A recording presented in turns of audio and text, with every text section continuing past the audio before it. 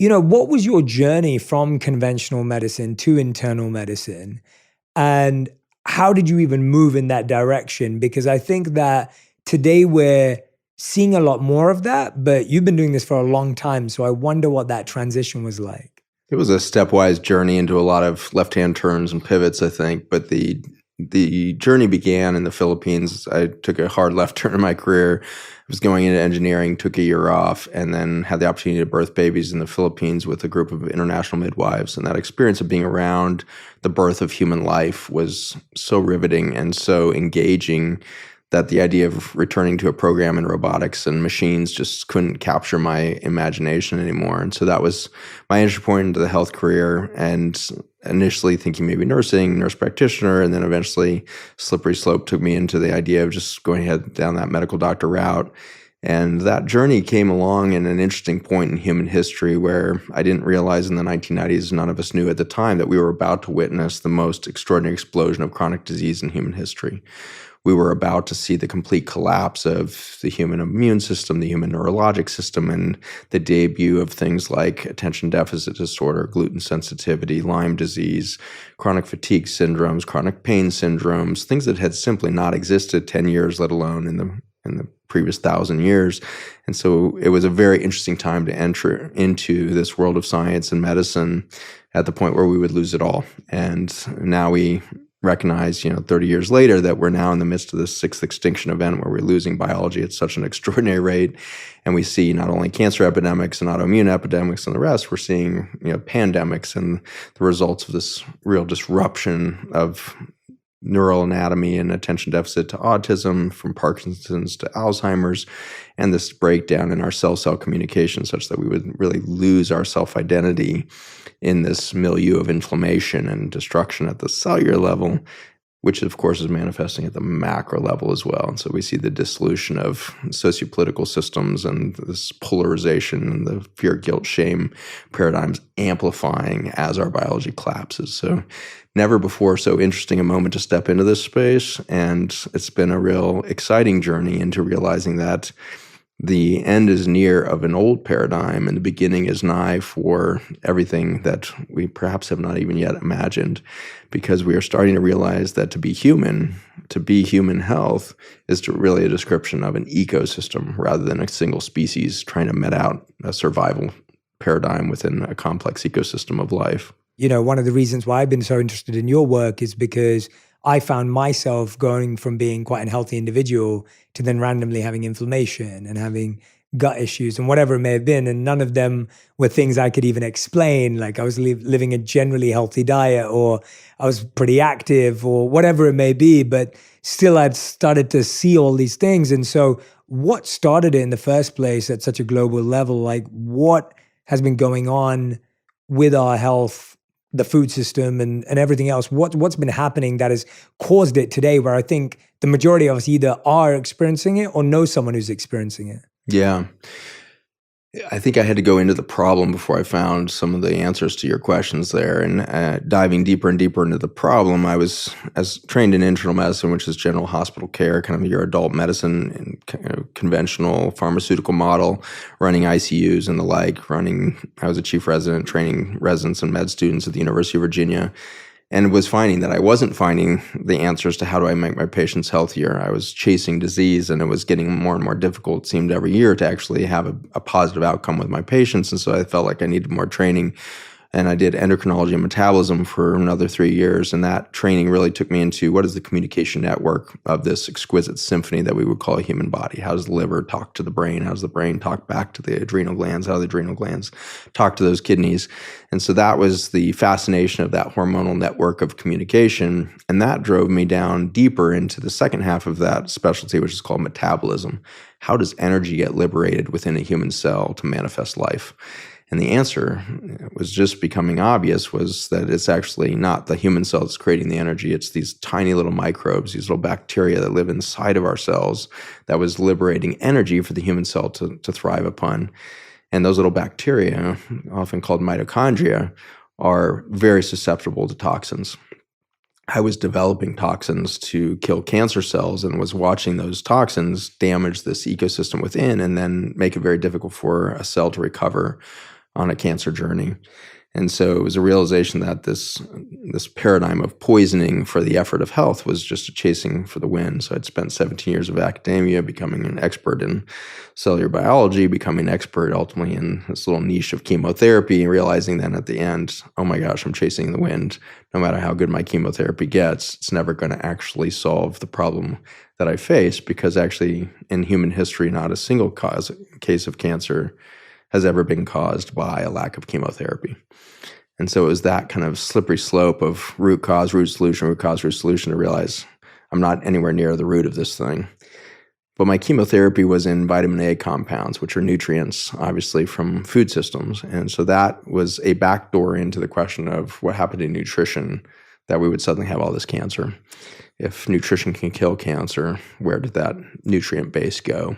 And that led us then to some pretty exciting answers. And I had to leave the university setting at that point because the research that I next wanted to do couldn't really fit into the paradigm of here's a drug, here's the disease. And I was starting to want to ask deeper questions about how does life happen? How does biology happen?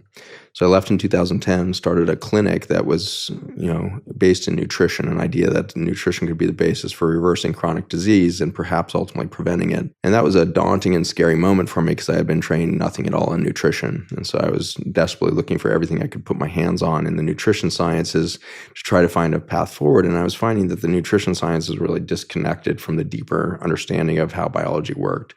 We were practicing kind of 50-year-old beliefs about nutrition with the food pyramid and all of this, when in fact we kind of knew already at the biology level that that was a miss. But we hadn't matured that science. And long winding path, it turns out that I found myself back to not recent medicine, but ancient medicine. And we find that long before Hippocrates came along to say we are what we eat kind of thing, Chinese medicine had recognized that we must, realize that we are a manifestation of the nutrition, the connection to nature, and maybe deeper than Chinese medicine, Ayurveda, which was a deep field that you've studied extensively with your tea company and everything else.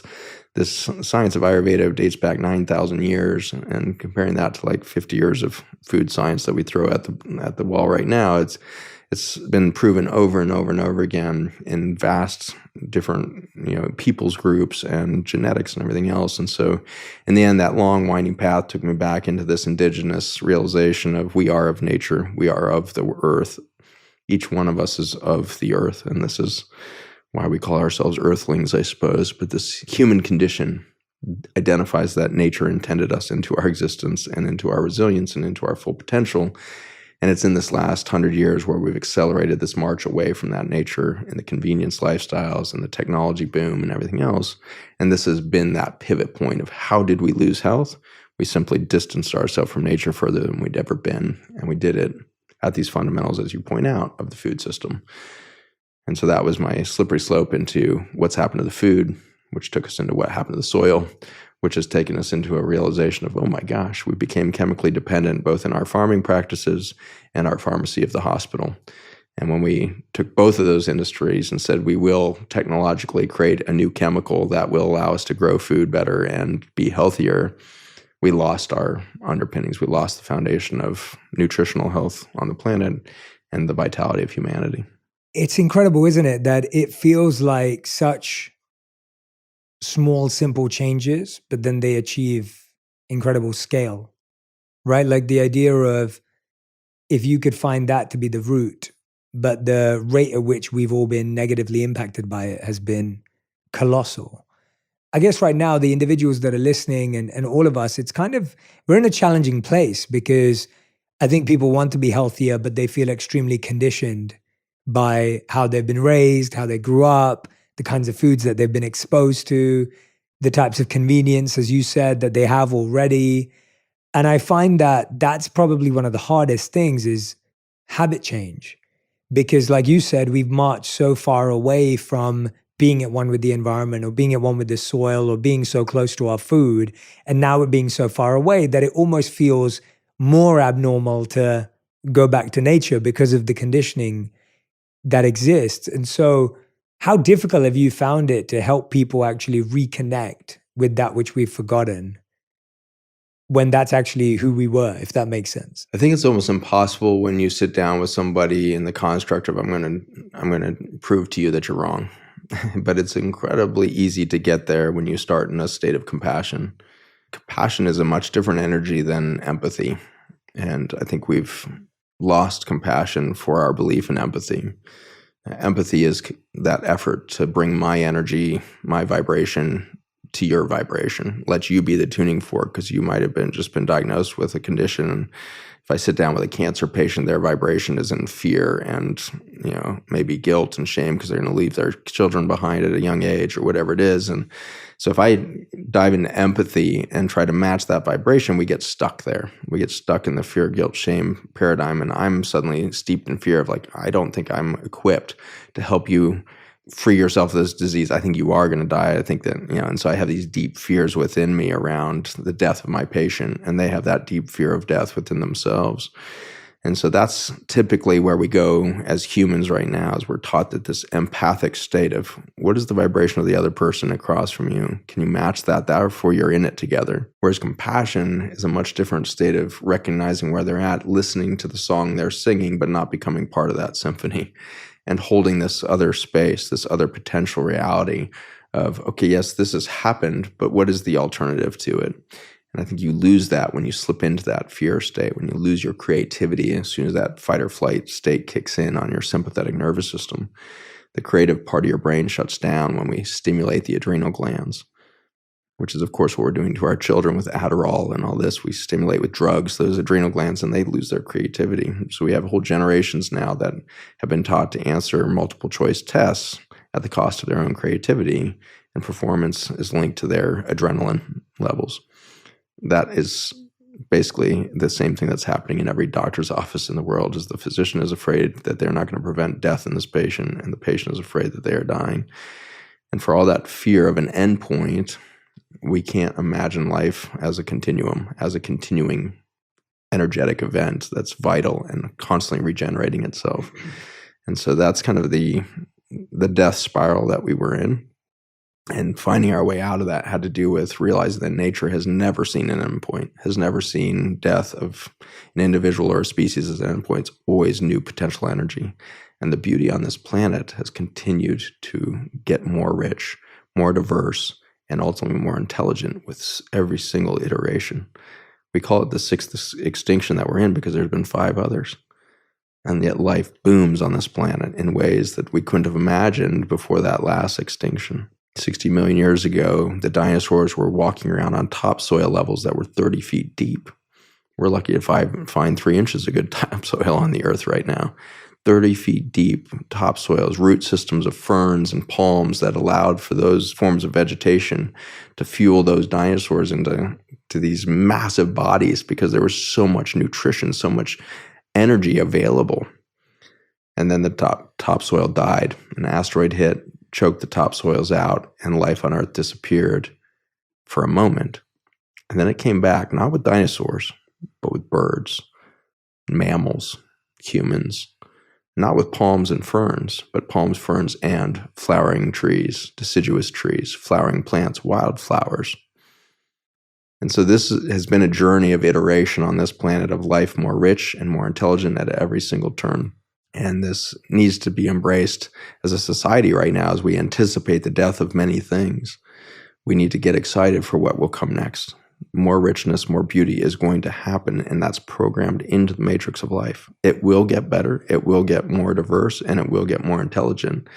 And if we imagine the Earth leaping from dinosaurs to birds and mammals and humans, where do we go from birds, mammals, and humans to what? What species has this Earth already imagined and already coded for in the virome? The virome is a description of a library of genetic potential. It's all of the viruses of the planet. It's a database. And those viruses are new potential genes waiting to be expressed by whatever life happens next. Right now in my body, there's 10 to the 15 viruses coursing through my bloodstream. It's 10 billion viruses in my bloodstream right now. Not the same viruses repeated, different viruses, 10 billion new genes checking in with every cell in my body to say, is this an opportunity? Is this an opportunity? Is this an opportunity? So as I let go of my own biology, if I let go of fear, guilt, and shame, is there a possibility for me to leap forward with my own biology, with the genes that are within me right now coursing through my bloodstream, because I'm a microcosm of extinction and rebirth. And this is where medicine has really failed us, is it was a belief of scarcity rather than abundance, death rather than rebirth, fear of that everything was against us rather than perhaps everything is for us. And this has been that slippery journey for me of realizing at each turn I underestimated our potential, and we are sitting here at the pinnacle of a great rebirth of humanity if we choose to go that direction. I guess if anyone's feeling that way on a personal level, where they're living in that scarcity, they're living in that fear, they're living in that insecurity of, and just challenge of, I don't know what to do, I don't know where to start. There's so many things that I need to sort out with my health. There's, I'm worried about, I keep hearing about my nervous system and the microbiome, and it just feels like overwhelming because we've been so uneducated and untrained in our bodies, right? It's almost like we've been given these bodies since we've been born, but we're so uneducated about how to use them and what they need and what's good for them and what's bad for them. And so if someone's feeling in a state of overwhelm, where do you suggest they begin? We've been working for the last 15 years in our laboratory and in our clinics to sort out what's the simplest approach to beginning again, because I think we really are at the end of physiology. When we see 2-year-olds with osteosarcoma, when we see 15-year-olds with, psychotic major depression, and when we see a 20-year-old with life-threatening autoimmune disease, all of these conditions are saying that we need a radical revolution. And so we've been working through all of the complexity of the diseases and the root causes and everything else to find that there's really 8 very basic things that start to build physiology from the ground up at the cell level and therefore at the organism level, and from the organism to the species. And those 8 things really revolve around some very basic lifestyle interventions, the first of which is coming out of fear. And so we spend the first segment of this process of finding self within the context of all the anxiety that you have, that you might feel like you're dying, that you feel like it's hopeless, feel like all the cards are stacked against you. How do we get out of that paradigm quickly? And that's an effort of really bringing the arrow inwards, because right now the medicine and the world at large are trying to point outside of you to say, there's your problem, there's your problem, there's your problem, there's your problem, there's your problem. And so turning that arrow inward to say, where's my solution? And you and I talked about this briefly before the podcast started, of like, how did you know your journey? How did you get from North London to Los Angeles and everything in between? And you answered very beautifully. You said, I just listened to my intuition, and I never tried to judge it for did it make sense or not. And that's basically what's happened at our clinic, is we had to go inward and ask, where does this health come from? Because I wasn't trained into health. I was trained into disease management. And so as myself and my colleagues started to put that arrow inward, we found, wow, this is really exciting. It's super simple in the end. It's not 1,000 diseases against humans. It's one health waiting to emerge. And so as you come out of the fear paradigm and that external definition of self, and you become you, then your guide is your future self, your highest self, whatever is being expressed to make you alive today, with a self-identity, which is pretty bizarre. It's strange that you wake up every morning and you're Jay. It's strange that I haven't woken up and at some point thought, I'm Jay Shetty, because we're really the same thing. Like, we're same biology, same thing. I think I'm in Los Angeles. I could have bumped into the J wave very easily and been like, I'm Jay Shetty. And yet you keep being you, no matter how close in proximity others are around you, no matter how much food you share the same, beliefs you share the same, you keep being you. And the really trippy thing is I get to, in that ICU setting, see people let go of the body and die. Heart stops. Brainwaves come to a standstill. They leave that body, and then they suddenly reanimate. We're doing chest compressions. We're shocking them, whatever's going on. Or sometimes they just spontaneously come back into that body. And they traveled after that body stopped, after that heartbeat stopped. They traveled around, sometimes in the room, sometimes great distances around the planets to visit loved ones, etc., sometimes off the planet into the cosmos. And at no point in that after-death journey did they lose track of their self-identity. And so that is a very strange thing about near-death experiences that I think has been underexplored. Your identity preceded your biologic expression and will follow your biologic expression as your body, but you're you. When we begin health at that point of realizing that's a permanent condition that can't be destroyed by biologic processes, that's your original math. That's the vibration you're going to follow. For me, that's the anatomy of the soul. A soul is something that has been captured by the religious world to describe the thing that will supersede your life. But on the science side, it is perhaps a great description of the energy field that allows you to organize in your mother's womb. At the beginning, you're one cell that starts to divide just like a tumor divides.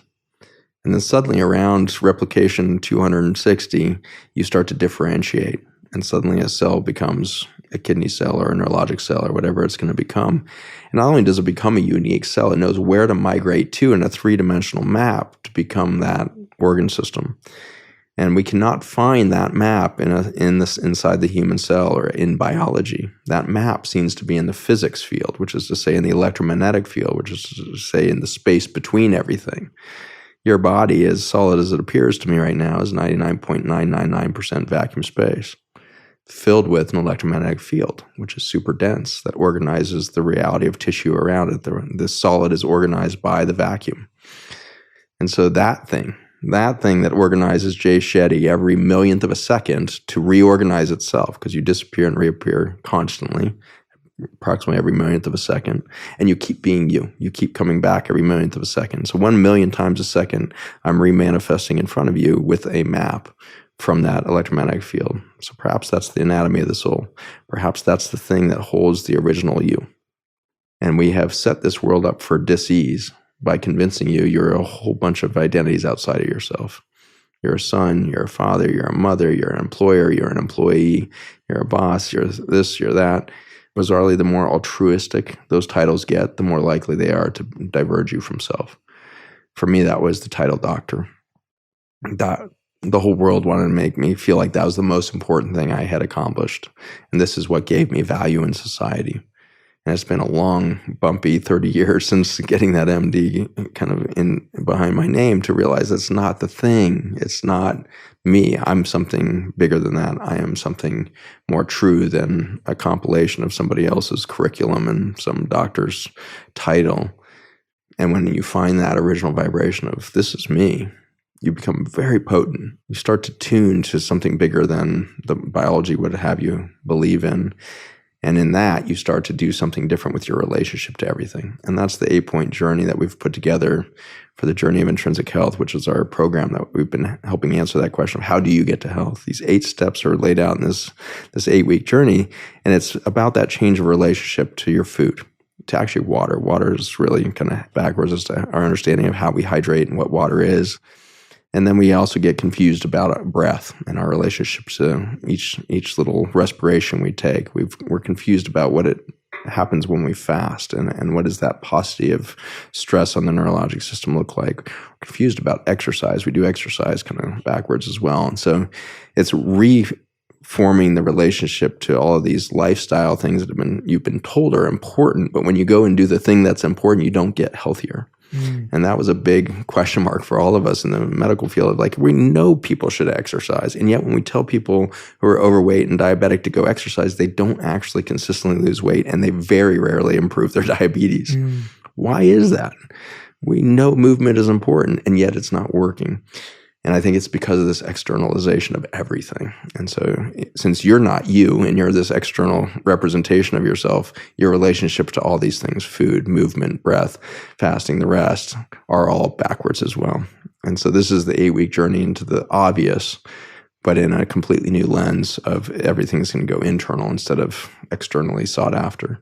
And that's changed a lot of everything. And it's allowed me to close my physical clinic where I was seeing one patient at a time and go to a coaching model where we are witness to the healing process rather than mandating the healing process, rather than the prescriptive process of an MD writing down 8 prescriptions and saying this will make you better, realizing that can never make anybody better because those prescriptions are 8 external stimuli that have absolutely nothing to do with the root cause of their disease. And so this has been an exciting journey of reversing out of my education and into the realization that there's nothing more beautiful and potent than a human being in their own field, in their own self, in their own original math. I'd love to dive into some of those 8 if it's okay, because I think identity is such a core one, which you just touched on beautifully there. You touched on water there. I'd love to understand a bit more about that, because I think that's kind of like not even talked about. I've barely heard. I know my wife's. I always call my wife a water snob because she's very, very careful about the water we drink and the water we, shower with and everything else. But if you could guide us to understanding what you're sharing in your 8-week program around water, at least as a high level, could you guide us through that? Right now, when we think about liquid water, we tend to think of this stuff in this glass here, and it tastes good to drink. It feels good to drink when it's clean, and it has this kind of refreshing quality to it for a lot of us.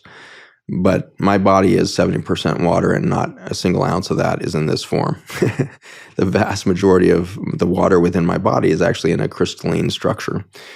If you've ever seen Jell-O, eaten Jell-O, made Jell-O, you see liquid turn into a solid. And that gel-like structure within Jell-O is the result of complex crystal structures of the water organizing itself around proteins. And that's how I hold water.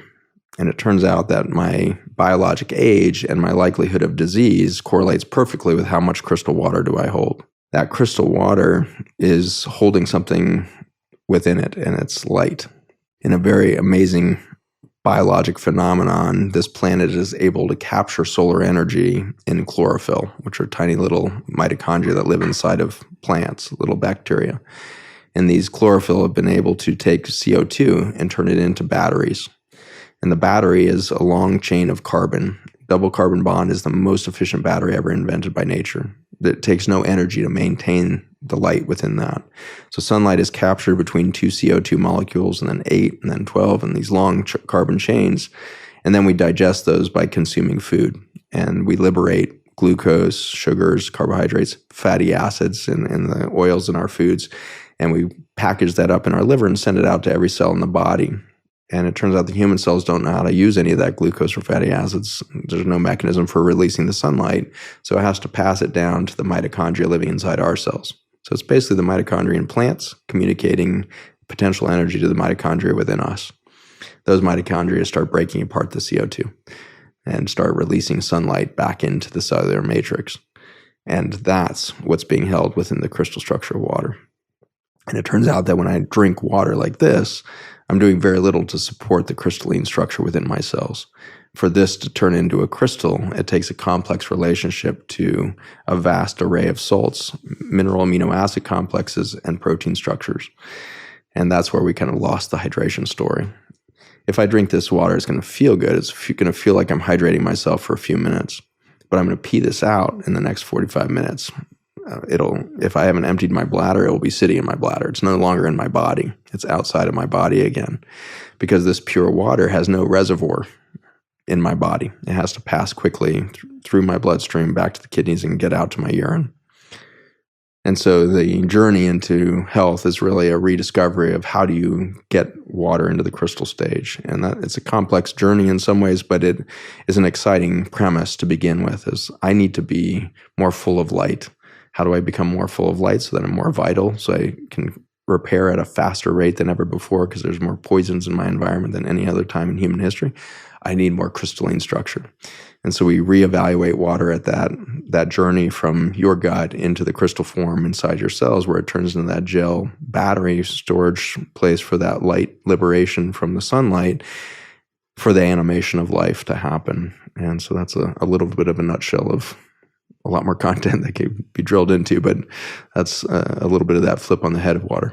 Yeah, absolutely. I mean, and you said you can actually see your age through the quality of that crystalline structure. You can test for that? How do you test for that? The easiest way to test for it is a relatively old technology. It's called a phase angle calculation, but you use an impedance monitor, which is a description of just measurement of resistance. And it looks like EKG leads, if you've ever seen an EKG, 12 leads around the heart and all that stuff. They're sticky little pads. You'll put one on the wrist, one on the forefinger, one on the ankle, one on the toe, and then you lay perfectly flat, and you measure across that column of water that's now at an equilateral level to the earth and to gravity. You measure the amount of electrical resistance across that column. And from that, you can calculate based on body weight and your height and all of this stuff, how much water is inside every cell. And when you calculate that, then you get a very good biologic gauge and biologic estimate of your vitality. An ideal phase angle is up around 10, 12. I've never seen anybody at 10 or 12. The healthiest patients walking my clinic are typically around a 7 or an 8 on their phase angle. Anybody coming in with disease, let's go with cancer for the endpoint there, is typically around a 4. Death happens at 3.5. And so what I just told you is ideal health is 10, death is 3.5, and cancer shows up at 4. And here we're telling everybody they're dying of cancer. As it turns out, when you look at the simple reality of water inside a cell, cancer is one of the last symptoms of a complete disconnect from the energetics of life. Cancer happens when you no longer are connected to the energy of that plant, of that chlorophyll, of that sunlight that charged life in the first place. And so that's where we go with this 8-week journey is where did it break down? How did you go from 10 to 3? How'd you get from 10 to 4, whatever it is? And then how do we start to back you up that track of crystalline water? How do we get your body to hold more light energy so that you're more vital, so that you accelerate every enzyme process, detoxification, repair, regeneration, protein structures throughout all matrices? All of that happens automatically when the light goes up. You mentioned a product earlier, the gut supplement you probably got put on by your nutritionist, but the journey into that phenomenon was our understanding of soil and food. And how did it break down so quickly was the question we were trying to answer. How did we go from 1992 to 2002? That 10 years saw the complete dissolution of human health across all ages, across all organ systems in a 10-year period, across all peoples really that were touching Western civilization, Western food systems.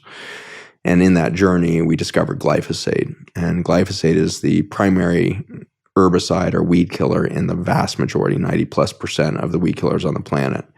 We now spend, billions of dollars a year spraying this thing into our environment. We have an estimated 4 billion pounds of glyphosate being sprayed into our soil and water systems worldwide. And it turns out, as our laboratory has been studying this compound for a decade now, every time you touch human cell systems with glyphosate, it dissolves the communication between them.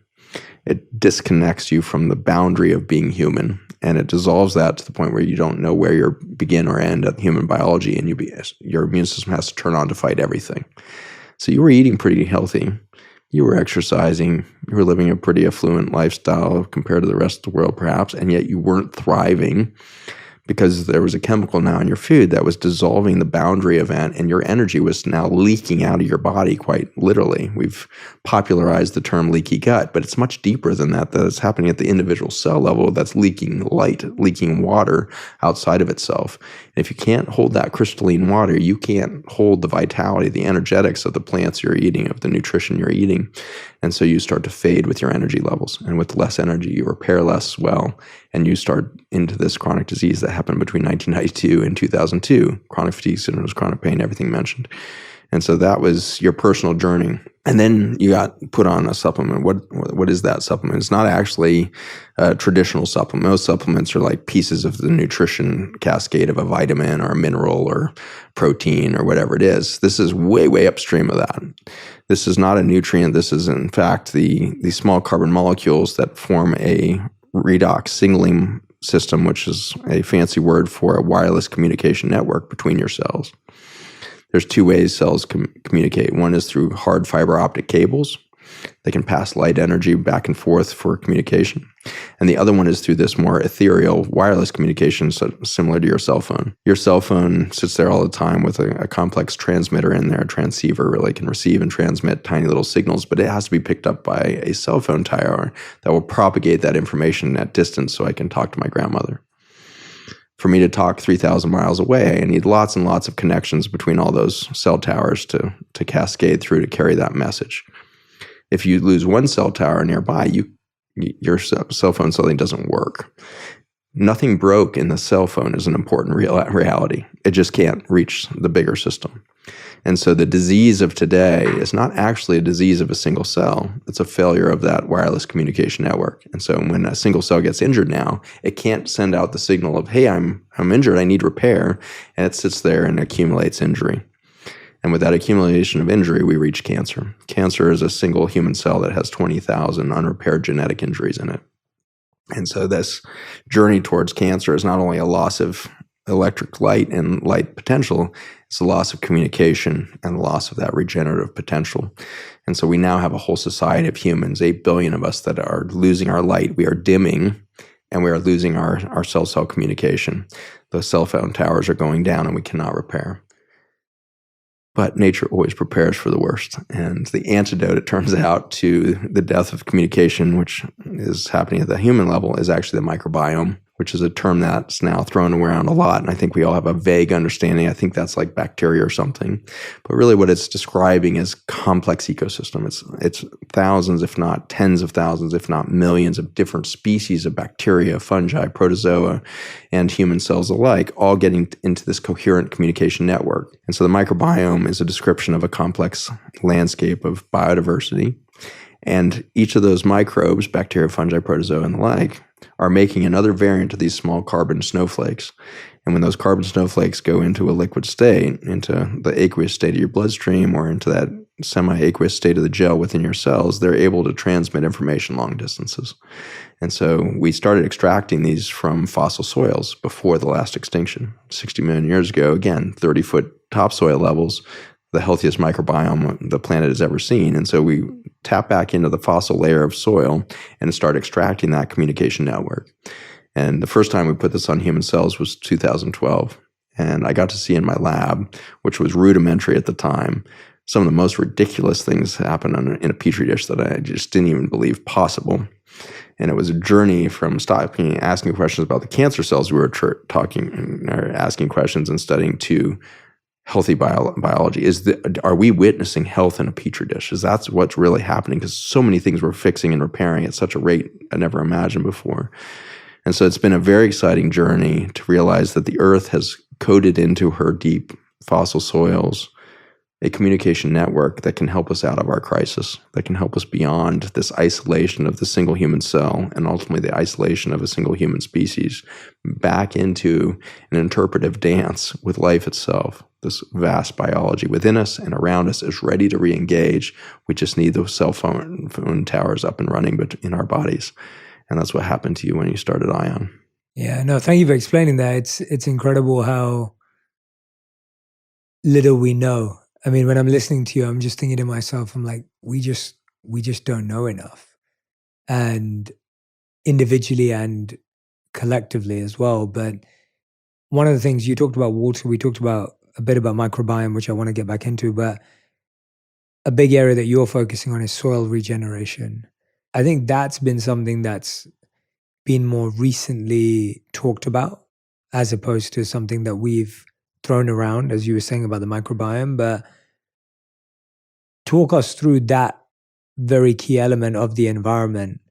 And again, if you can give us that sort of synopsis version as you did with water, for us to just understand the value of that, because I want people to go and follow you and figure out through your work the depths of everything we're discussing today. But I think, at least for the benefit of this conversation, if people could get a sense of just the breadth of areas that we may not be considering are negatively impacting our health. Just as you said, I had no idea when I was taking ION, what was really going on behind the scenes. I want to step into that first point for you too. You made the statement that we don't know enough. And that's how I felt most of my life as a doctor. That's what led to 17 years of higher education and chasing that proverbial knowledge so that I'd feel less afraid. I feel like my whole world has just flipped on its head in the last 15 years to the point where I now realize I know everything, but I don't know it up in my head. I have access to information throughout the cosmos through something deeper than my mind. And that's, again, where you are acting from in your career, and not just in your career, with your interaction with humans in general. Your recent book on human relationships, not just the relationship to human cells, to human beings. How do we start to relate differently than we have in the past? And that journey, I think, is really exciting to realize we actually know everything if we listen inside. And this is the experience I'm sure you had in those few years living as a monk and everything else. When you spend more time in silence than you do talking, you find you know so much. And it's not something up in your head. It's not an intelligence. It's a connection. The real truth within you will be remembered rather than discovered. And so that is an exciting journey into, let's take a deep breath and realize nobody knows about crystal water, and nobody knows about all this stuff, and it doesn't matter, because ultimately it shows the layers that I can show you in our laboratory will give you a glimpse of beauty that you may not have been realizing it. But how you get to that beauty is something you all innately know. Your relationship to your water, to your food, and ultimately to your soil, and ultimately to your planet is something that precedes human intellect, human consciousness.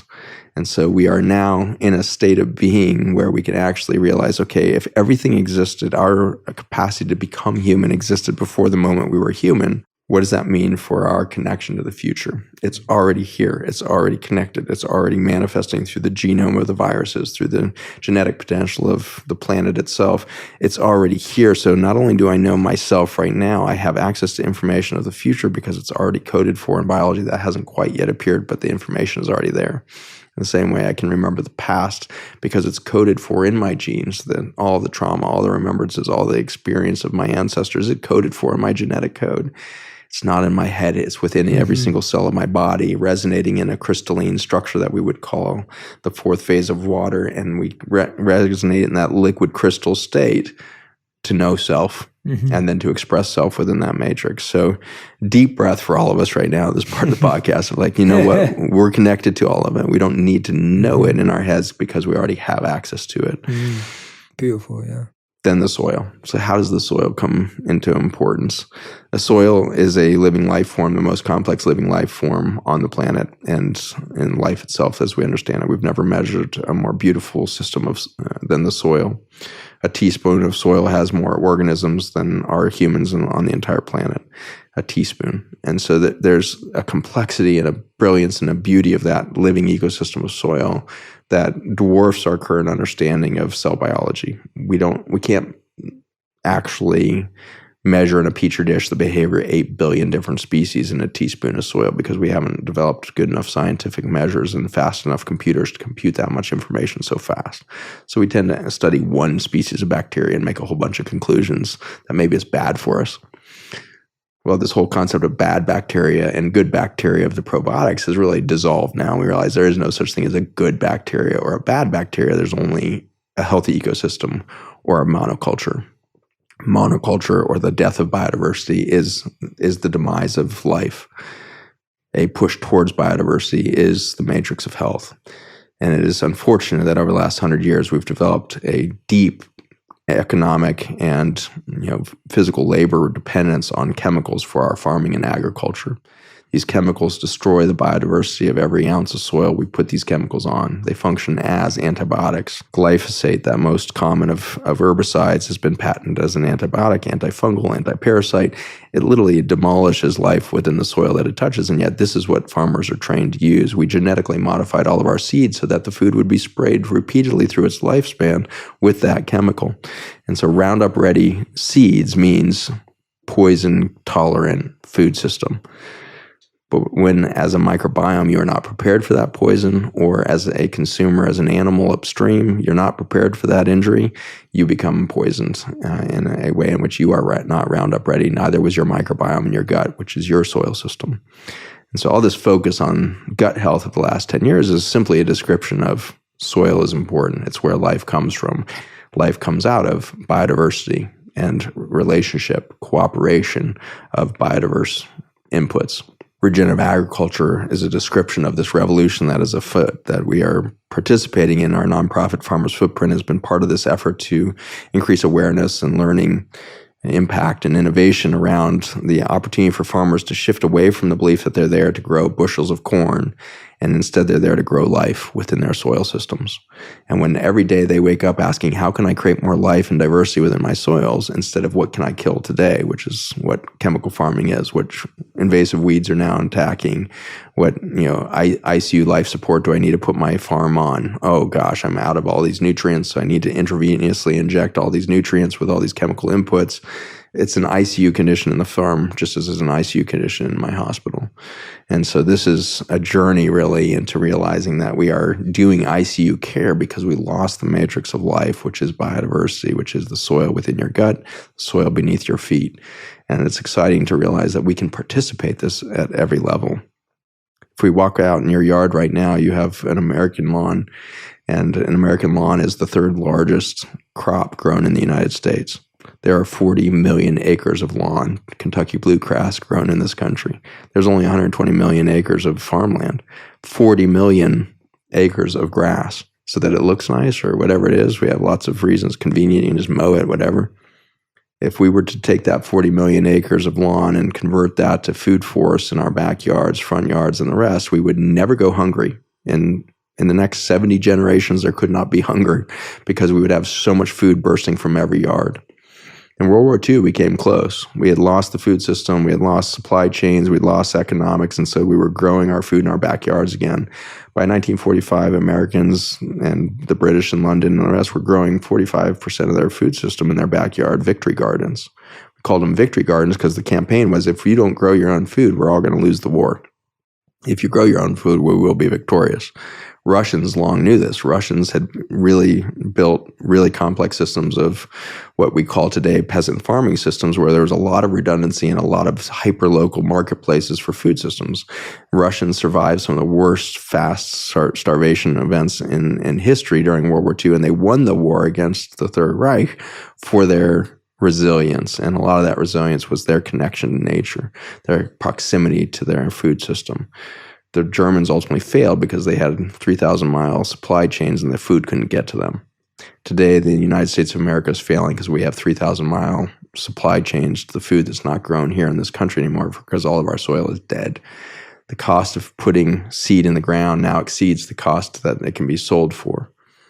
And so we have all these government subsidies to keep telling farmers to plant genetically modified crops and put them under dollar expensive, high intensity inputs, which is bankrupting basically every farm, and they're all on life support economically, getting these subsidies that we call USDA crop insurance and all these fake things, boosting up dead soil, dead dirt.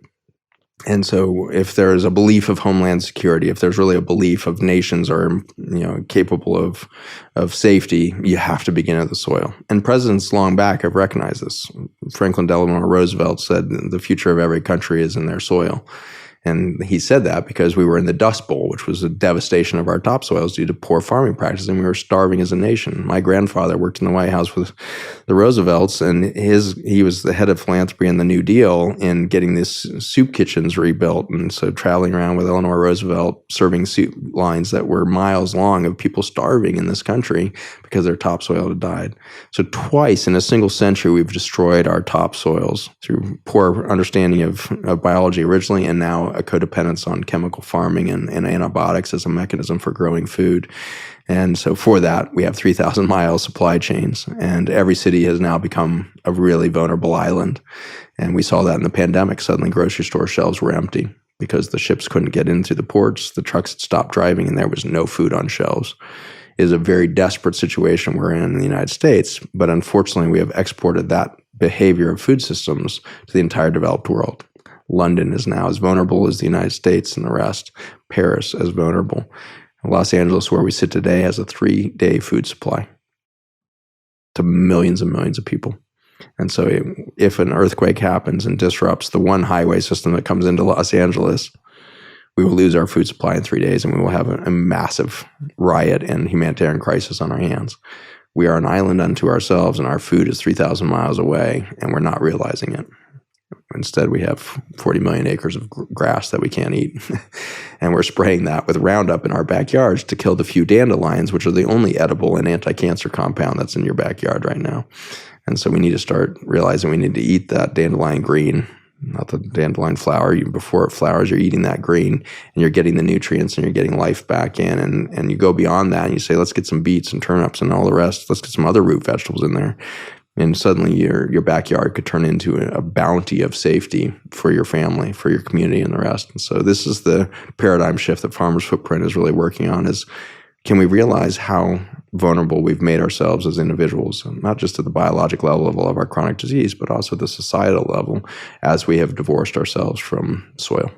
Is there any way, I mean, hearing that, is there any way to have an optimal life still eating from a supermarket? Like the idea that, you know, I'm assuming that the majority of people listening are not going to rush to start growing something in their backyard. Not that they should not, and not that we're not encouraging it. I think it's incredible when people can. But again, going back to that conditioning, habit formation, all the challenges that come with that, what can we eat or how do we eat in order to protect ourselves? Well, we learned it in spades during the pandemic. You might remember there was a moment where every place in the country sold out of seeds, and so we started growing again. And we're seeing a very exciting movement in young people right now. A lot of people are leaving the cities to go start farming. They've never farmed before. They have absolutely no idea, but they have this deep knowingness inside of them that I'm supposed to get not just to a farm, but I'm supposed to build community around that farm. So I'm going to take me and my best 10 friends, and we're going to move out into the country, and we're going to start farming. And the regenerative agricultural movement has been led mostly by women and mostly by youth in this country. And so there's a real movement, not just here, but now as we've spawned Farmers Footprint in UK, Farmers Footprint in Australia, the Western world is starting to reimagine its relationship to food and soil. And it's really the women and the youth that are finding this path forward for us. And it's because I think deep inside of that feminine archetype that we all have access to, male, female, the rest, that feminine archetype is about nurture and it is about connection. And that's ultimately what I believe the regenerative agriculture movement is in one word. It is a reconnect. It is a reconnect to nature. And there's many ways to do it. There's not a prescription for here's a regenerative farm. It's about listening into your nature, listening into the reality that's trying to express itself on that piece of land, and then being in support of that rather than trying to micromanage that thing. And so that's very much a feminine archetype we can all connect to, is how do we let life start coming into our lives in a biodiverse fashion? It doesn't necessarily have to happen just at the food and the soil. It can happen with your community and the inputs you're taking on. If your input every day is CNN or Fox News, you're going to become a monocrop almost immediately. You're going to lose all biodiversity of information. You're going to become very monotonous in your belief systems. You're going to be very easy to push into a small box of fear, guilt, and shame. If you go out in nature and spend hours a day hiking and walking through nature and smelling real soil and touching ferns and being in awe of the wildflower and bathing in a waterfall, you can't be put in the same box because you are seeing the complexity and beauty of nature that predated our existence, let alone the existence of a television or a news channel or whatever it is. And so the excitement is, for me, is as far away as this might sound to you right now, to be growing your own food, all this thing, you're just a few seconds away from your introduction to that universe. Get out to a park. Forget a park even. Lay down in somebody's yard that has a tree. If you lay down on your back and look up through the branches of a tree at a blue sky that has clouds passing over, your brain will start to rewire just with that light pattern that's coming through that tree. Because in that, it's like looking into a fire. If you can't do the tree, stare into a fire at night. If you can't do a fire, stare into a candle. Because in the frequencies of those inputs into our neurology, we put in information in the form of storytelling. A recent study demonstrated that if we look down at a fire, picture a fireplace between us here, if we look down at a fire, around a campfire or the like, all the stem cells in our bodies turn on. They tried to figure out how are stem cells being activated by the fire, and it turned out that it had to do with not just the fire and its presence, but our eye trajectory too. If I looked past the fire and didn't look into the fire, my stem cells didn't turn on. But if I dropped my gaze away from the horizon and looked down at the fire, my stem cells turn on. And I believe it's a story of, instead of chasing the future on the horizon, we need to look down into the energy that is between us. This fire that sits between us, we look down for a moment, become present instead of future looking to that horizon. We become present enough to sit in stillness and watch that vibrational experience of a red coal glowing and pulsing in the night. There's something in that remembers ourselves. And it was around those fires that we sang our first songs, danced our first dances, and told our first stories as humanity. And that runs all the way to today. The place I have felt as an earthling for the first time in my half a century, it's in the African bush, around fire, listening to African drums, hearing the vibration of voices and tongues that I have forgotten existed. And in remembering that, I find my humanity again. I realize I am from here. I do belong here, and I am of this place. That is remembered around a fire looking down. And so gather around a candle or a fire, whatever it is, and start to tell stories again of things remembered or of yesterday if you need to. But start telling story around flame. And that is maybe your journey back into growing a piece of food yourself in your backyard. There's going to be a deep remembrance of you of this is what peace feels like. This is what that pause does. Staring into the flame, you can find the silence necessary to find that guiding sense within you that we call intuition, that guiding sense that you have followed in your career to bring you to the success you've had. And so we all have that immediately available before we've even grown our own food, before we've grown anything. All of that is intact. And I have again and again seen people on the deathbed. As a hospice doctor, I was admitting 80 patients a week to die. So I've seen a lot of things that we call death. And even when biology is completely failing and they have a few heartbeats left, a few breaths yet to take, they can get into that fire moment. And they are crossing the veil and they're back again. They're crossing the veil and they're coming back and then they open their eyes. And it happens so often. Somebody who's been kind of in this comatose, milieu of barely here suddenly comes crystal clear, looks you in the face and says a deep truth that may or may not make sense as you, the receiver, but in saying it, you can see them reconnect to their original self. And they are more true to themselves in that moment of death than they ever were in their state of living in a state of disconnect. And so it doesn't matter how close you are to death, that firelight is burning inside of you, if not in front of you. And in the silence in front of that fire, you can remember why you came here and why you did what you did. On purpose is your show. And it turns out purpose is not outside of you. It's not something to go find. It's not something to go discover.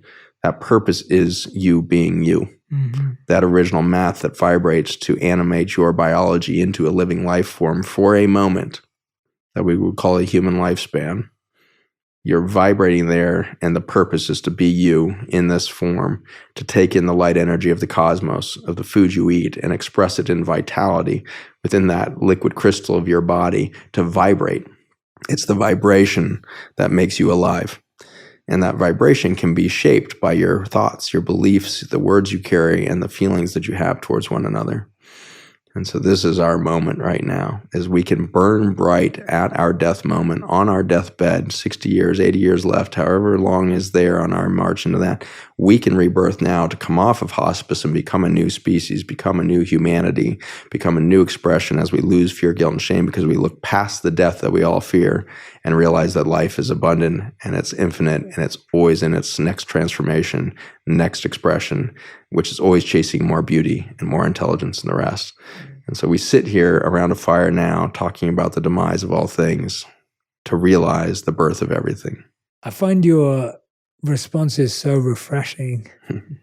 There is such a rejuvenation and rebirth hearing the ideas that you're sharing with the world, because I can definitely personally attest to so many of the things that you're mentioning, whether it's lying down under the tree looking through the branches, whether it's deeply excavating and looking at the roots of a plant, whether it's looking out into the sky or cloud gazing, which is probably one of my favorite things to do, which is why I live where I live, or whether it may be just feeling reconnected.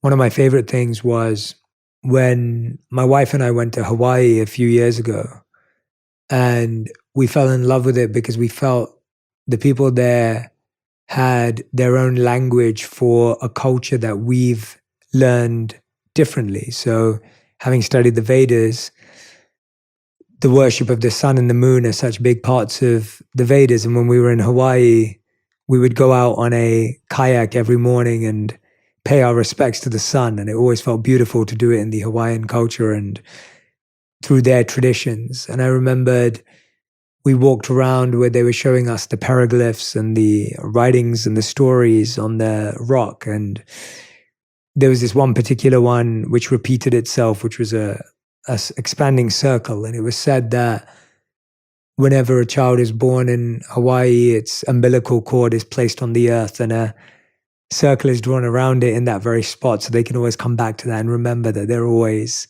connected to the earth and that's where they belong. It's incredible how these very simple ideas can be so sacred and so powerful, as you said, internally. You feel these things don't necessarily make sense in your head, or you can't compute them in a logical reasoning point of view, but you can feel them. Even when we were there, you could see it and you could feel it. You mentioned twice there, you mentioned at the beginning breath as one of the elements. You then mentioned it again when people are in their last breath. Could you walk us through the same kind of refreshing insight on breath? The mechanism of breathing is the allowance to create new life. And we exhale so that we can breathe back in. Mm-hmm. And if you've ever been told suddenly in an audience, like, okay, everybody inhale. It's very hard to inhale because they didn't tell you to exhale. Mm-hmm. And so to really take a good inhalation, you got to tell the whole audience, all right, everybody exhale, blow it all out, blow it all out, blow it out. Now you can inhale. And in that exhalation, you're basically exchanging the life force with the environment around you. When I exhale, I push out millions of different little tiny variants of my genetics through something called microRNA. It's basically my version of expressing a viral message to the world of here's who I am right now. Here's what I'm expressing genetically. Here's what's happening. So I have a genetic signal that I breathe out. And I have a new potential for life that I breathe out in the form of carbon dioxide that I just derive from all the glucose and fatty acids that I'm deriving all of that sunlight from. So I'm releasing sunlight and then I give back the CO2 to the atmosphere so I can breathe it back in. And it turns out I need CO2 exchange. I need to breathe it as much as I need to exhale it because it's really the pulse of life. And it's the way in which I use oxygen at the cellular level. So I can't use oxygen unless I've got CO2. So I breathe out a big gift of CO2 and the atmosphere gives me back CO2 in a ratio that allows me to use oxygen more effectively. And so CO2 is really the coursing bloodstream of life itself. It's the currency of life. And so that currency of energy is pulsing with every breath. And when I start to develop an addiction to breathing, I don't take that deep breath. And instead I have all these short little breaths that I take all the time because I'm in a fight or flight state. And I don't slow that respiration down. My neurology is reading all the time panic.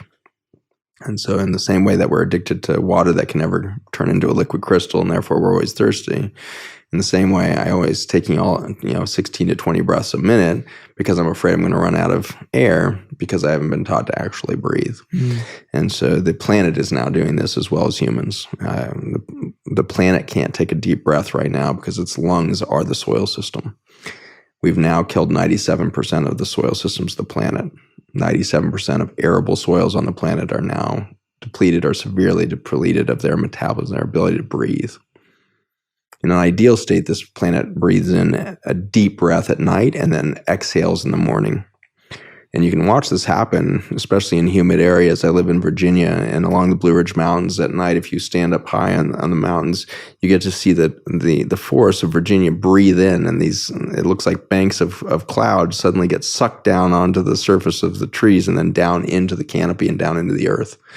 And so the trees are returning the breath to the soil, and with it all the water.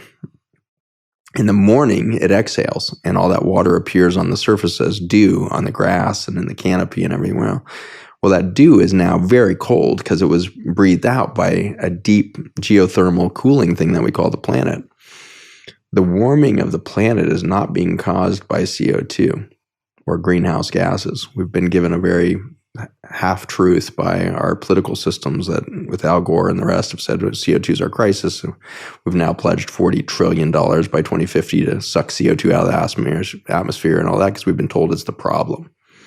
But in fact, whether it's a dying patient at the bedside who can no longer breathe, or me addicted to my short breathing, or the planet that's lost its lungs and now has emphysema, CO2 starts rising in the atmosphere and the heat goes up because we're not bringing that into the earth and out of the earth, into the earth, out of the earth on a daily basis to cool the planet.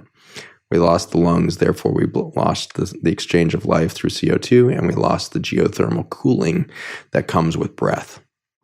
And so the planet has a fever, not for CO2, but for a lack of breath.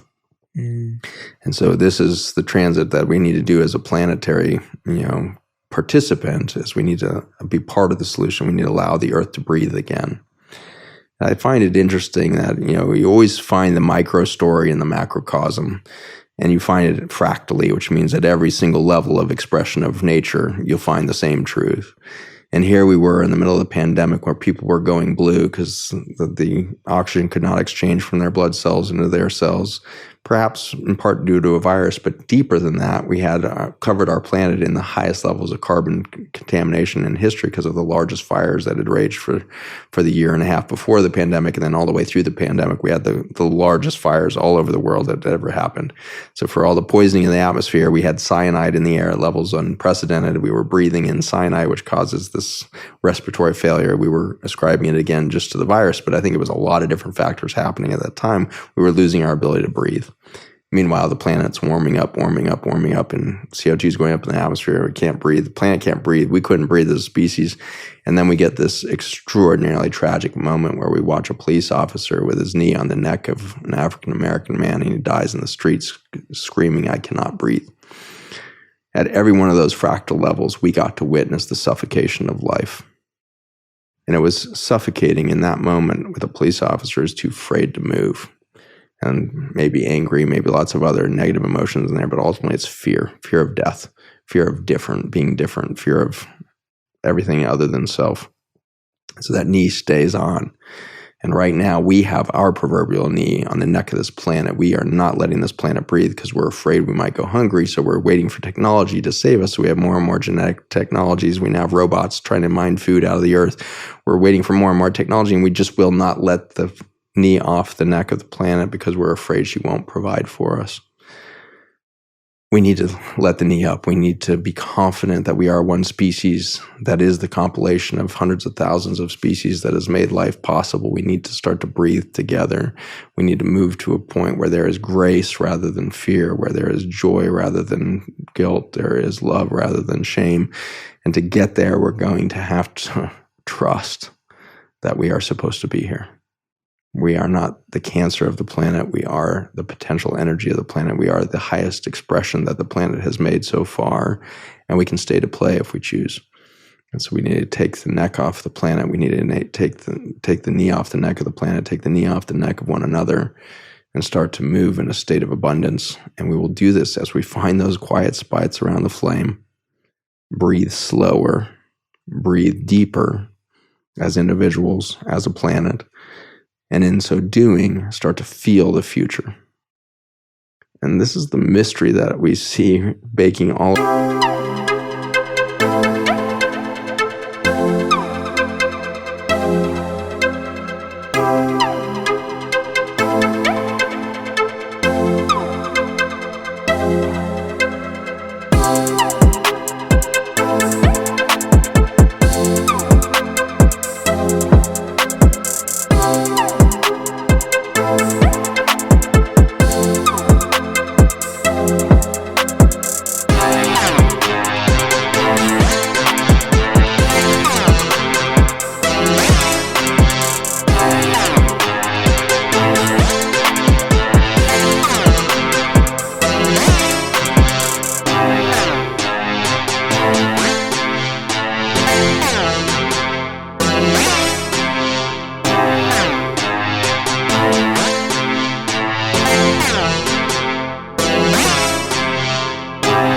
over the world. I'm very gifted in my career right now that I get to travel all over the place all the time.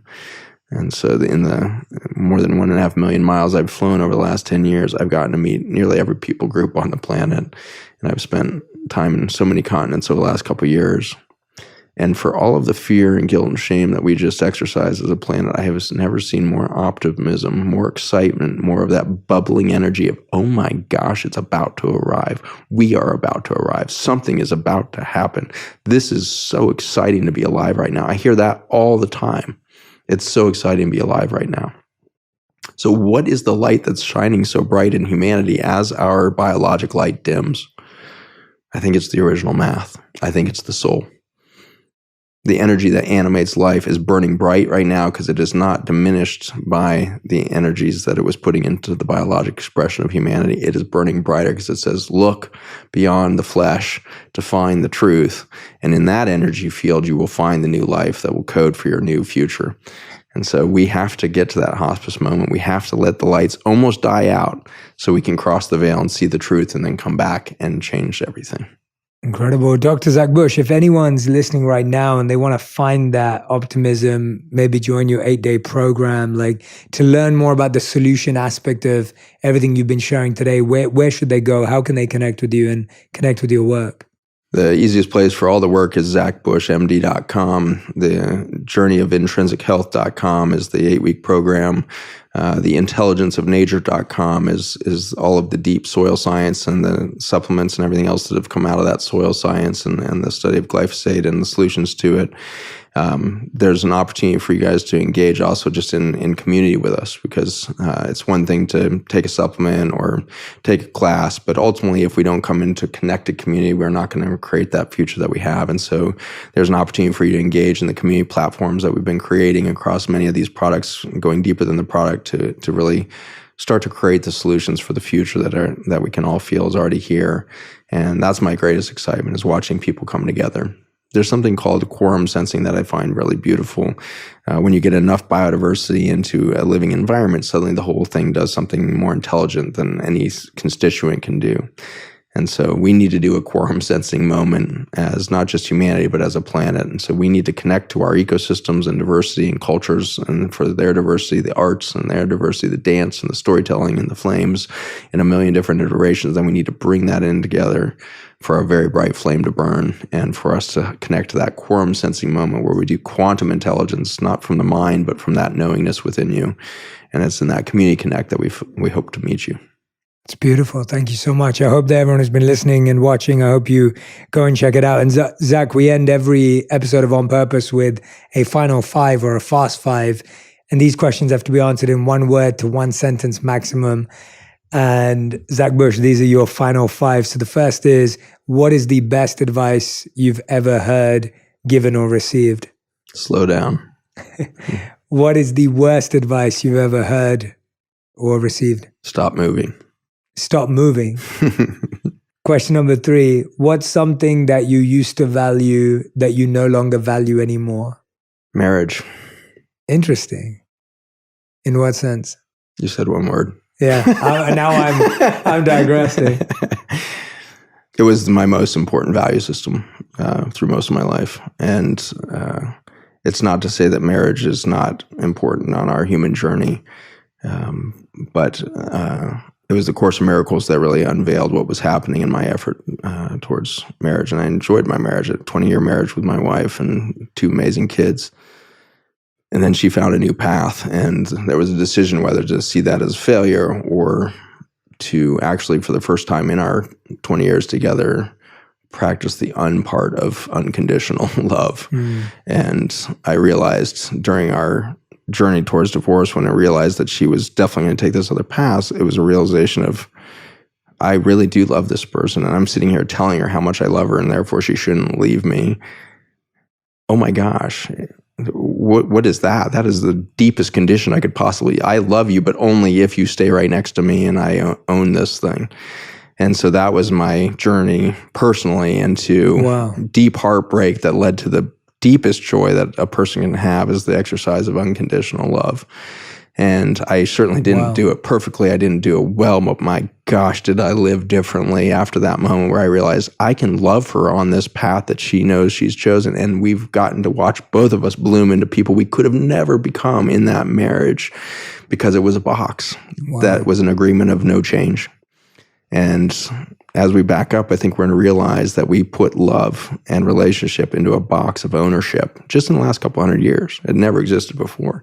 We developed this ownership model so we could pass wealth from generation to generation, not realizing when we built the box, we would crush love, which is ultimately the capacity to see beauty in another. And if for a moment you think you can own another's beauty, you have stolen it from them ultimately, and they will become miserable, and you will forget why you fell in love with them because you can't see their beauty anymore. And so in a radical way, we're going to have to release each other from the boxes we put each other in. It doesn't mean the end of relationship. It's probably the birth of human relationship, maybe for the first time, but certainly in recent modern times, we're going to have to release ourselves from the box, and we're going to have to do partnership relationships in much, much radically different ways. And they're going to have to come out of the fear of not having enough love and start to come from an abundance model where everything is love. Beautiful. Thank you for sharing that. Thank you for opening up. And that's really, really beautiful to hear. I'm glad I asked us to go off piste. All right, question number 4. What's something you're trying to learn right now, or a skill you're trying to learn? Beauty. The witness of beauty. And the 5th and final question is, if you could create one law that everyone in the world had to follow, what would it be? Biodiversity. Could you expand so that we can contextualize it?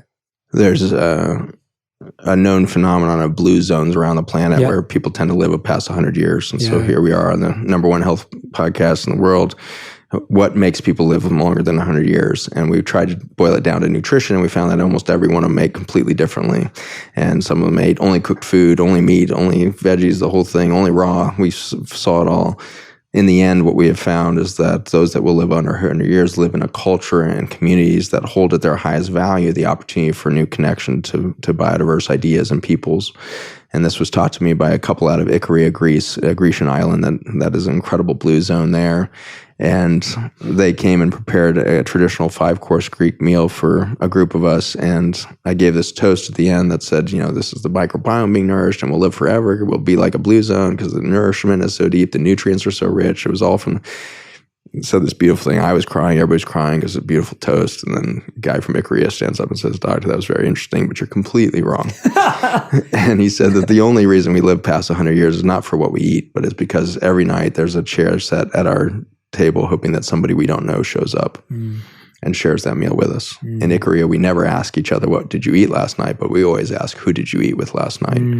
And that's what we're missing from society today. And so when we talk about biodiversity, it's certainly true at the soil level. If we don't start living for the soil beneath our feet and enriching that with every action we take, whether it be a political move, a social move, an industrial move, economic move, if it's not supporting the soil, we would destroy ourselves. In the same way, if we continue to listen in the echo chamber of our minds and those people we are married to, and we create these nuclear families and we listen to the same box every day, whether it be a TV or our own brain, we will diminish our biodiverse ideas and our biodiverse capacity for creativity, and therefore we will lose the opportunity to stay and play.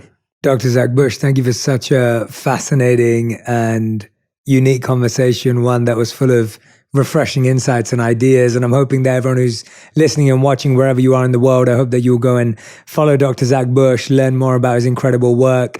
And I want you to tag us both and share your insights, your takeaways, the nuggets that stood out to you. Maybe there were messages or words that are ones that you're going to hold on to, and it's going to shift the way that you practice your health and wellness routines and regimes. And so if you've been listening or watching, make sure you tag us and share what you learned and what you gained from this episode. And Dr.